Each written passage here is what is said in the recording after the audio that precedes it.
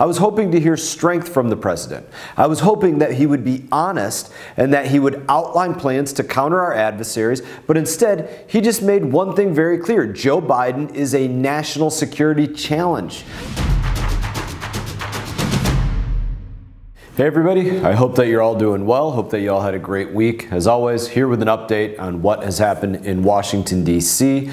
Let's start with the big news of the week, President Biden's State of the Union address. Maybe it wasn't big news, but this is a constitutionally required update to Congress and the American people about the direction of our country. I didn't see a lot of direction in that speech or hear a lot about it, but in the military, I can tell you the first thing that we did when we returned back from a mission wasn't to pat ourselves on the back. It was to take stock of what went right and, more importantly, what went wrong. That made the following mission more successful. It ensured that we never made the same mistake twice. It worked to constantly make ourselves be critical of what we were doing and be better. That's what President Biden should have done. His address this week should have been an honest assessment of what went right and what went wrong in the last year, where we could get at to in the future, but instead he used it as his own personal highlight reel. Look no further than his very brief comments on China. As we made clear last week, if China threatens our sovereignty, we will act to protect our country, and we did. He didn't. He let a Chinese spy balloon float all the way from Alaska to South Carolina across military bases, collecting millions of pieces of intelligence for Xi Jinping and the Communist Party. That is not just a threat to our sovereignty, it is a violation. I was hoping to hear strength from the president. I was hoping that he would be honest and that he would outline plans to counter our adversaries, but instead, he just made one thing very clear. Joe Biden is a national security challenge. I'll be working every day in the Foreign Affairs Committee to counter his bad policies and make sure that the U.S. is able to actually stand up to our adversaries, which we are very capable of doing, should we have the will in place to do it. That is the problem. President Biden does not have the will to do it. So let's turn to a different issue now of things that we dealt with in Washington, D.C. this week. Transportation and Infrastructure Committee. This week, the National Transit Safety Board was on Capitol Hill to testify about federal aviation standards and safety. This was an opportunity to raise an issue that had been impacting our community on the safety of Brightline trains, because that agency deals with transportation issues across the multi-modes of transportation. You do have a significant safety problem in Florida. I've pulled up in a car and almost ended up right on the tracks because there'll be a light right before and then a light right after, and then you have no idea where you're supposed to pull up. So it is a significant issue. Does the volume of incidents equal something that is unique, where there's something to be unusual and learned, because there's been so many crashes? I believe so, sir, yes. There you have it. Even the Biden administration's safety coordinators, they agree that Brightline poses a problem for communities that it's running through. We deserve answers on that. There is something about the way that that train is running down south that is just not exactly right. It's resulting in a large number of contacts between the front end of that train and pedestrians or their vehicles, some of them by suicide, some of them unintentional.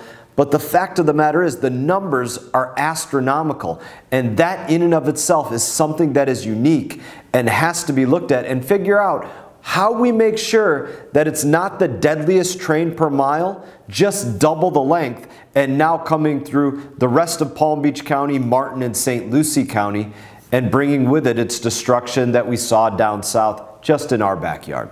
Also this week, I had a phone call with the United States Coast Guard about the fact that Brightline is still planning to shut down the St. Lucie River Railroad Bridge for 3 weeks, closing off the entire waterway to all boat traffic that would want to go from the St. Lucie River to the Intercoastal Waterway or to the Atlantic Ocean. In either direction, they wouldn't be able to transit through there. This fight isn't over. It's very clear that the Coast Guard wasn't following through on what they had spoken about before, that they're going to require Brightline to come up with an alternative schedule so that they don't have to close down our waterway for 3 straight weeks, maybe longer. This plan, it's not just a major headache for our boaters and our businesses in our area, it is an unacceptable disruption. And speaking to people in the Coast Guard that have dealt with them for years, they have never heard of something like this happening, where a major waterway like this is simply closed off for 3 straight weeks. I'm talking about people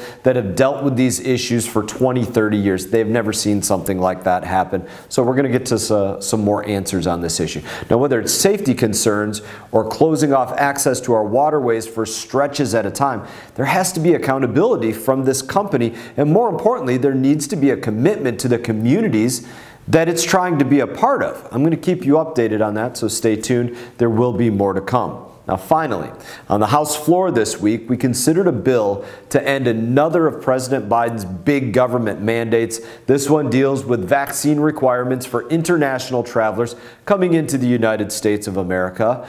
In the words of Joe Biden himself, the pandemic is over. It's past time that we drop all of these rules that are harming our economy way more than they're helping our public health. But every day that the Biden administration tries to keep these mandates in place, it only becomes clearer it's never been about the science. It's always been about control. That has been far more important than the science of public health. Thankfully, the House took another big step away from government edicts and towards individual freedom in passing this bill. That's what we'll continue to fight for every single day here in Washington, is freedom. That's what we are all about. That's why our founders put in place the Bill of Rights. My kids are studying it in school right now, so I'm glad to see them learning about it and other kids learning about it. In that, I just want to say, as always, it's an honor to serve you. I look forward to seeing you all around home. I wish you all the best. You all take care. Hey everyone, thank you for watching this video. If you enjoyed the video, please click like and subscribe. I will be back on YouTube with more exclusive content, so stay tuned.